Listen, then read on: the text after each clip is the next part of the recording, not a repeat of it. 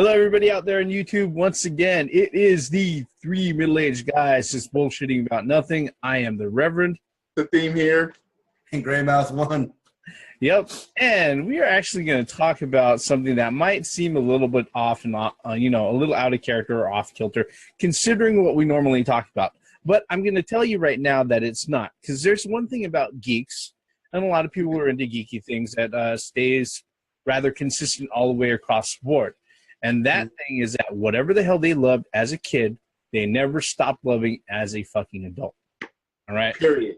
Yep. Yeah. Whether it be comic books, video games, movies, or whatnot, or even sports. Bikes to trains to video games. Best toy store it is. That was when it was a good store to go to. Yeah. Yes. Toys. Now. But, okay. But, coming back to the original topic, like I said, we, as geeks, we went ahead and got out of the way and decided to discard what we were into as kids. And one of the things that we were into, and, I'm not ashamed to say, is Sesame Street. All right? Why would this come up now? Well, it turned out that on, I believe, what was it? It was the 29th at a convention. Bob McGrath, let's see here.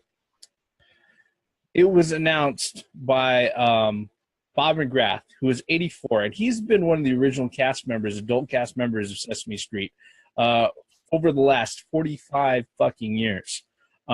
He went ahead and he announced at the Florida SuperCon event that he, along with other original cast members, Emilio Delgado and Roscoe Orman, they played Bob, Lewis, and Gordon on Sesame Street, that they were all released by HBO.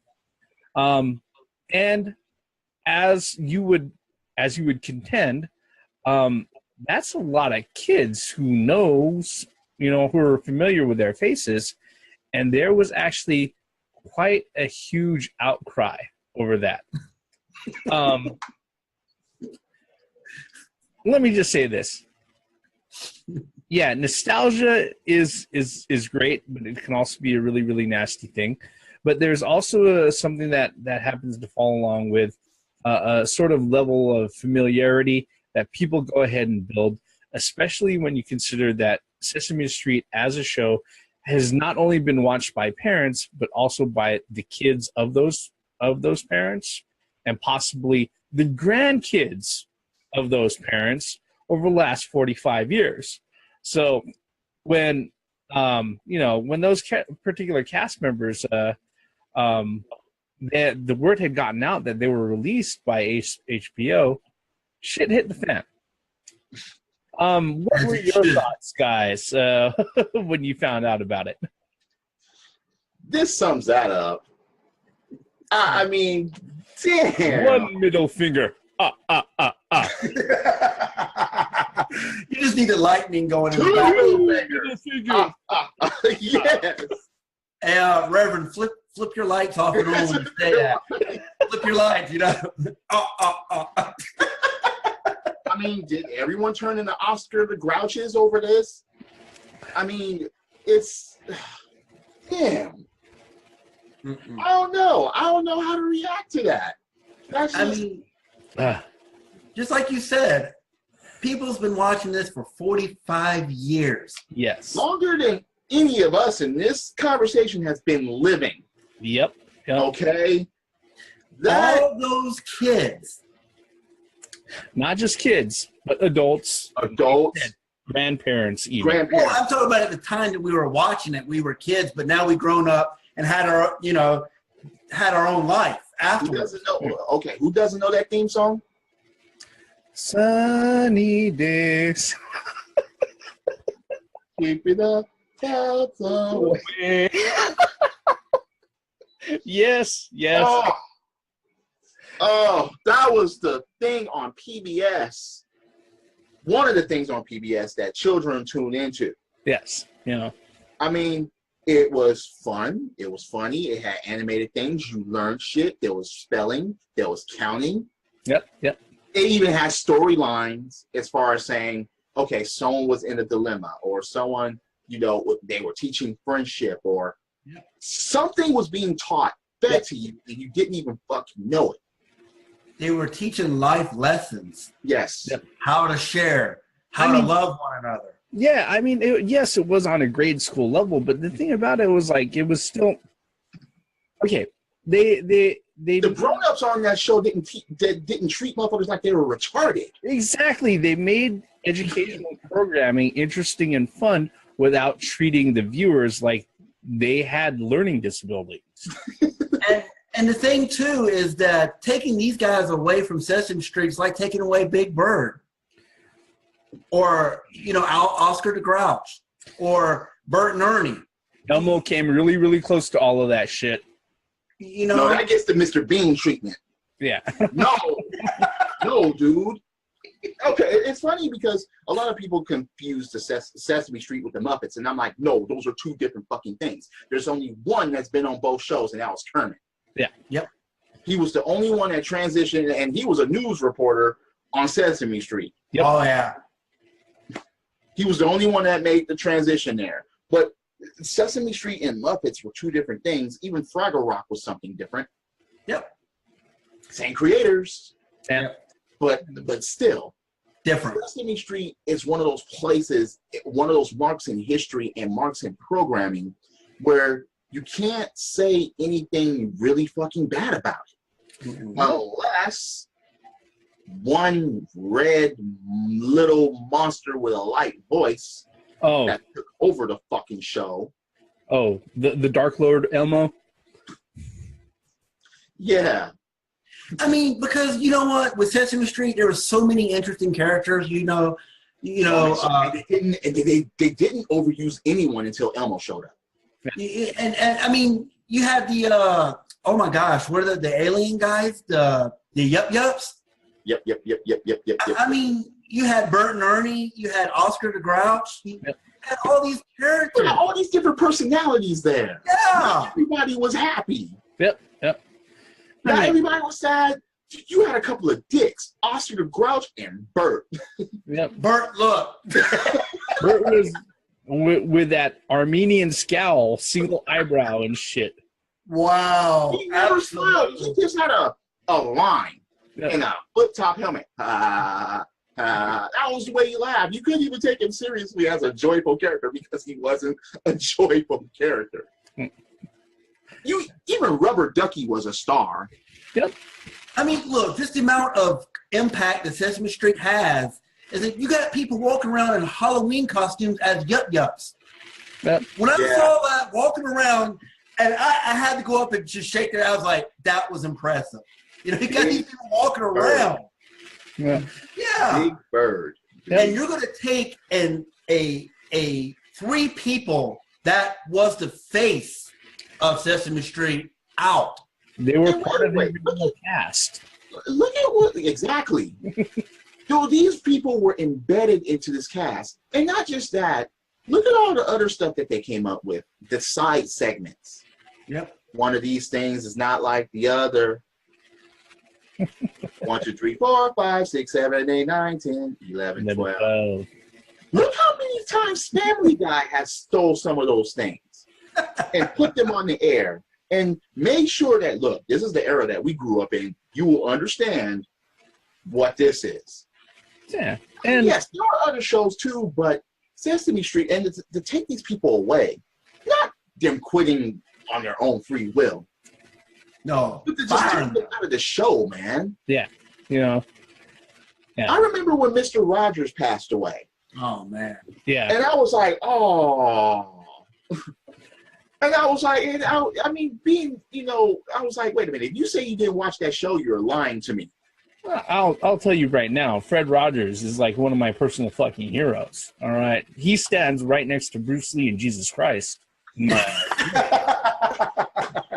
I know, and people think I'm kidding when I say that. No, literally, he's one of my personal fucking heroes. Granted, yeah, I understood it was an urban myth that he was like a former, Army Ranger Sniper and stuff like that, and that the reason why he heard that. those sweaters is to cover up his tattoos, military tattoos and stuff like that. I understand that was an urban myth, but look, that's okay. He taught us to be good neighbors in the land of make-believe. Who doesn't know that theme song? Yep. You know, I mean, come on, man. No, I mean, yeah, I was really, really when I read that article, my jaw dropped. Yeah, again, we're middle-aged guys. You never think about that. You never think how old you're getting. You never think about that, and you're like, "Oh, you passed away? Fuck! I just watched him yesterday." Yeah, that's what you think about. Like, I just saw that motherfucker. I just was watching them. I just was enjoying them. I mean, and the thing with the Sesame Street characters, you sit there and like, Mr. Gordon's not around. He's not showing up. You know? Exactly. So how do you explain that? How do you explain that? Did they give them a send-off, or did they just bam, cut, gone? Well, actually, that actually kind of brings up the second side of this story. What's funny is that on the 29th, they went ahead and that's when SuperCon happened, and it was let out that they were being let go. I guess there was quite a bit of backlash and social media reaction to it. That actually, what's funny is that I'm reading an article right here from today, and it says that it looks at Sesame Street, or the Sesame Street company, appears to have changed their mind. And it reads, due to the overwhelming reaction regarding the status of myself and others on the show, the new producers of Sesame Street have reached out to us with an expressed desire to continue our long-standing relationship, to be initiating with a meeting in September. So, while it doesn't say that they have their jobs back, they are definitely willing to go ahead and sit down with these guys to find out what's going on. Because let's just be honest. They've been on the show for over 45 years. They're all in their 70s. And if they wanted to retire, they would have done it. They would have done it. Yeah, you know. Or there would have been a transition of old to new years ago. Correct. What's funny is that the newest cast members, the adult cast members that are on there, you know, even those guys, they're like 20 years younger, but it's like still they're well into adulthood. They've been there for a while. Yeah, you know. And I understand with especially considering the fact that you know, you can't expect something like this to perpetually be the same the whole time through. True. But you know, for the sake of when you have somebody who is that long standing, they are part of the fabric of the show. Yeah. Okay. Well, and the thing is, though, I think what most people had a problem with is the way they left the show, or had no choice to leave the show. No proper send off.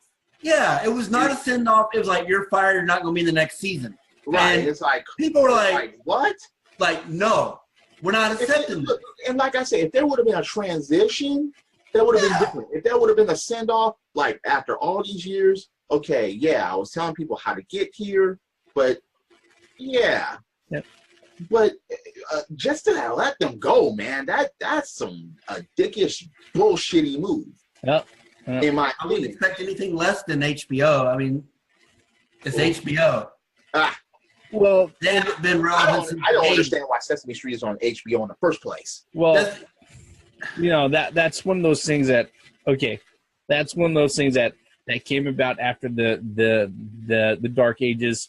That the Dark Lord Elmo brought on, because what happened with that was that after Jim Henson died, the guy who was the main puppeteer for Elmo became the chief creative dude for the Sesame Street company, which is part of the reason why, for a while there, a lot of the other regular characters started disappearing, and Elmo was in every fucking segment of the show. No, I will not tickle that fucking red monster. I mean, one of the first people that he sat there and he got rid of, or he went ahead and not, you know, made their appearances very scarce, was fucking Grover. Because if you remember when he was announced, Elmo is Grover's nephew. Right. Yeah. Right. And how can you get rid of Grover and Super Grover? Yeah, and then right after that, fucking Bert and Ernie hardly ever showed up on the show. Get rid of Bert and Ernie. That doesn't make any sense to me. Yeah. I'll go get rid of the Count. No. Yeah. You get rid of the Count, dude. No. No. He's one of the cornerstones. The Cookie Monster is one of the cornerstones. Cookie Monster turned vegetarian for a while. What? Yes. What? Yes. No. Then how is he the Cookie Monster? How did he turn? What? Yeah. Veggies! And celery and all that shit. Not Well, No, he's back to cookies now, but it's his whole thing is like, oh, cookies. Oh, wait. I was unaware of that. I wasn't either. No, that pisses me off. No. Look, at least Apple got it right. Well, Look. you know, there's a reason why, like I said, the Dark Lord Elmo is not in charge of everything, and that's because the puppeteer, he resigned in 2012, but that was because he had his third case of allegations with an underage boy brought up against him, and that's when they had him. Wait. You said all right. You said third. Yes. Third. So why wasn't he eliminated The first time. even before the first time? I'm talking about like when the accusation started. Yeah, he was putting his hand up little puppets, all right. Man, oh man, oh man. It's funny how a story like that would break and people would be gone immediately, but this is an exception. It happened in 2012. So, but getting rid of those characters, man, that any of the characters, the puppets or the humans, it's just no. Even if they would have got rid of the little worm and where you saw the lines on and shit, no. No. Or the letter people. No. Come on, man. The letter people, dude. Unacceptable. Act. Nope. Nope. I'm not hearing that. Sesame Street is one of those shows that, come on, at any age you can watch and you can understand and you can grow up with it no matter what, of any age, and you can have fun with the show. Regardless of what they're showing on there, you can be able to grasp and understand. Yeah. And like I said before, no one talked to anyone like they were fucking retarded. They didn't even do that to the audience. They didn't bullshit the audience. Nope. I mean, yeah, they were very, very honest and like, yeah, this is educational material for kids. Kids were treated like kids, and adults were treated like adults. Yeah, and they to a consensus as, okay, there's respect here and there's teaching here. Yeah. Yep. And it was fun. Even the opening scene, man. And It has it was kids. fun. Huh? Even the big old dog that played with the kids at the end of the credits sometimes. Yep. Yeah, that's what I'm saying. Even at the beginning of kids were, that dog was playing with the kids at the beginning of the song and at the end too, because they're running around the playground. Yeah. Tell me how to get to Sesame Street. But at least there's going to be negotiation with these guys, with these people, because This should never happen. I agree with that 100%. That shit should have never happened. That's fucked up. Yep. Like I said, And you like know, I said, Doesn't think that they can get away with it? Huh? well, I mean, It basically got Charlie Sheen. I don't think Mr. Hooper or any of those guys are suffering from cocaine habit though. Or Okay, fine, but they got replaced by someone less than them, most likely. you know, I think like I said at the beginning of this particular video, you know, the true mark of a geek is that the things that they've loved all the way since they were a kid, they never let it go. And if you could just if you've sat in just a few minutes on this particular conversation, you know us as geeks who grew up on that sort of stuff. Even if I didn't watch it throughout middle school and most of high school, okay, I'm going to tell you right now, yeah, you know, turning through UHF channels on a black and white fucking 13-inch TV, that was something I could count on at 7 o'clock in the fucking morning. Oh, yeah. Well, it was something that you can count on at 7, 9, 10, and then 11. You had Mr. Rogers at 12. You had Reading Rainbow. It was something that was there from Monday through fucking Friday every fucking week, no matter if it was a school day or not. That shit was on.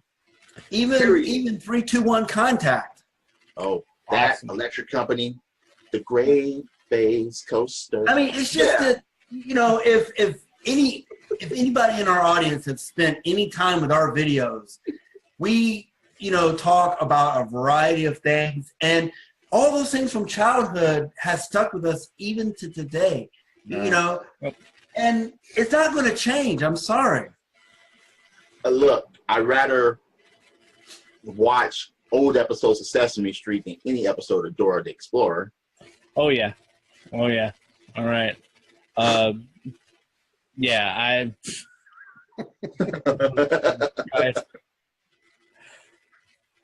I would sit there and take the most obnoxious Elmo fucking episode over any fucking episode of Caillou any fucking day. Because that little bald cancer patient makes me feel like cutting off my dick and frying it.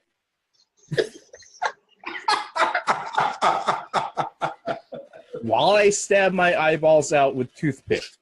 Yeah, that's some serious shit there, dude. That's another fucking topic altogether. Okay.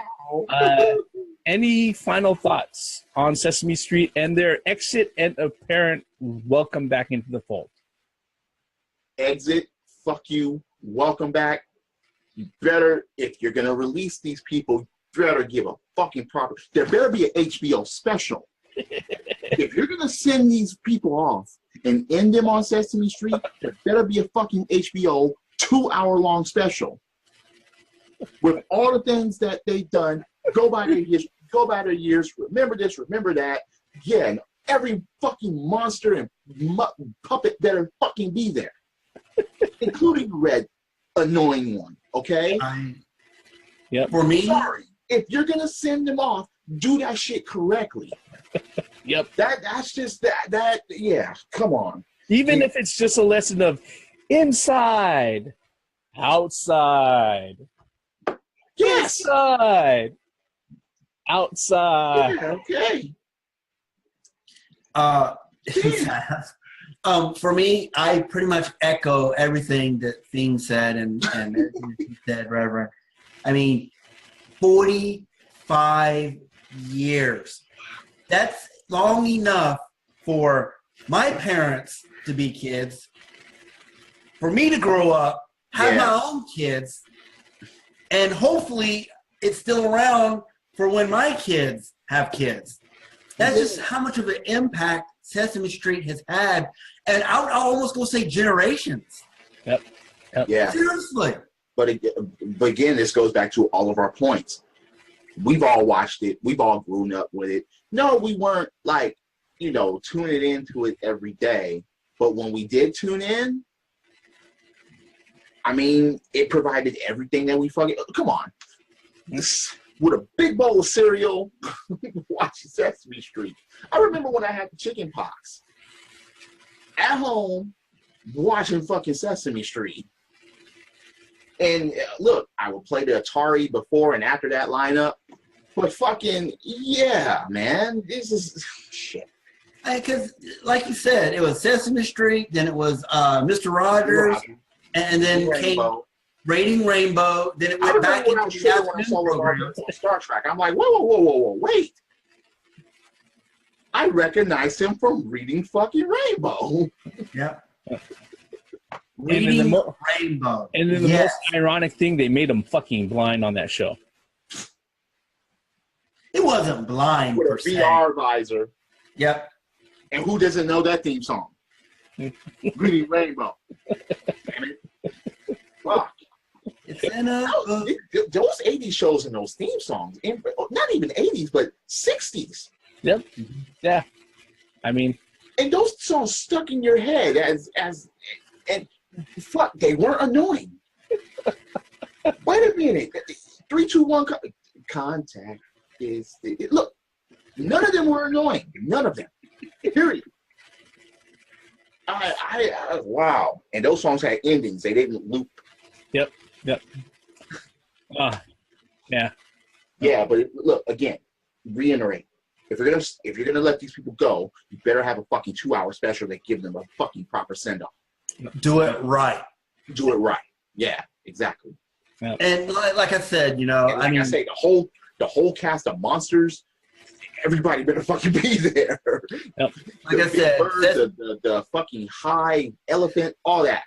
Snuffleupagus. Snuffleupagus, man. Grimace be there. If you're gonna fucking do this, you better look. Have Fraggle Rock motherfuckers join if you're gonna do this.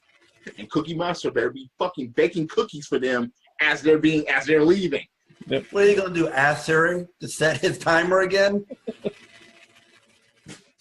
No, hey, like I said, hey, maybe he was baking cookies for them. Maybe he was learning to bake cookies for them to give them a proper fucking send off. Fuck it. Have the Cookie Monster bake cookies for these people as they're leaving and give them cookies as they leave. That would be the sweetest thing ever. Because Cookie Monster don't do that. Give cookies to people? Shit. He takes them away.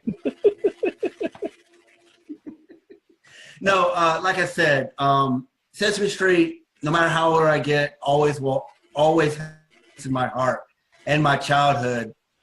And for them to just get rid of 3 cornerstone people, just like nothing for the last 45 years, is wrong. And you know what? If I were those guys, I would renegotiate if they want me to come back, they're going to pay me to come back. I'm just cynical that way. Yeah, my retirement is already set, but now you have to set my children's and their grandkids' retirement. Yep. I'm cynical that way. I mean, come on. With the negotiation, they're going to hold all the fucking cards. Yep. Instantly. They got all the cards right now, just like that article that Reverend just, they got all the cards. Yep.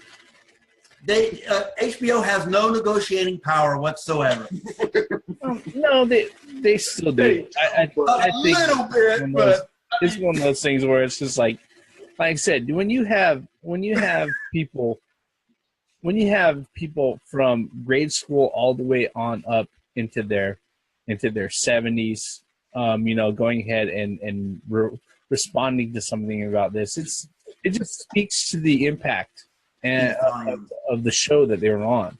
And like I said, when you have cast members who've been on there for that long, 45 years, they're part of the fabric of the show. All right. You cannot. You haven't even had shows that lasted a certain length. I was going to ask you that question. Isn't that a record? I mean, isn't that the record that somebody's been on a show for 45 years on one show? Yeah. 45 years. Yeah, good point. I mean, that's something worth checking because you don't ever have shows even lasting that long, much less to have the same fucking cast as humans. It's like, damn, that's a question. So look, if they're in the 70s now, so they were what, 25, 20, the early 30s? When their 30s. When they first started, they spent most of their adult life on that show. Imagine if that was just a summer job. That's one hell of a fucking summer job. Hell yeah! To turn into a career like that? 2/3 of their adult life on that show. They deserve better. They deserve better. If you think about it, 90% of the people that they deal with are adults and fucking puppets. Yeah. They deserve better. That's all I got to say. Yes. They deserve fucking better. Exactly. Then what they The more I think about it, the more pissed off I get. PBS wouldn't have done this. Hell fucking no. They And I deserve can't believe that. I even give PBS that amount of credit. Well, alrighty. I think before we jump off into another 30-minute rant, we're gonna go ahead and close it up right here. Like I said, folks, you know, it might seem odd that we're talking about Sesame Street, but fuck, I dare It's odd, fuck you. I love Sesame Street. yeah, I dare you to go out there and find a geek who doesn't recall something from their childhood that they still don't love today. All right, and that's really the true earmark of a lot of the people who are geeks. All right. Yep.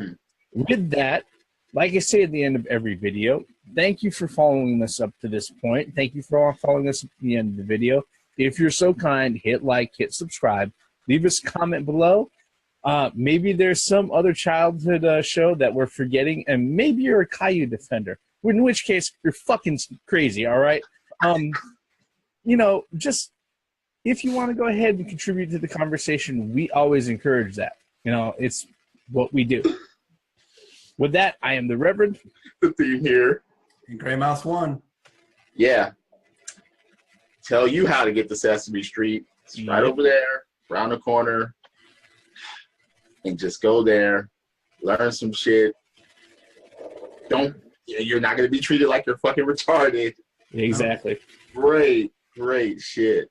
And yes, we've all three of us been to Sesame Street. Over and over again.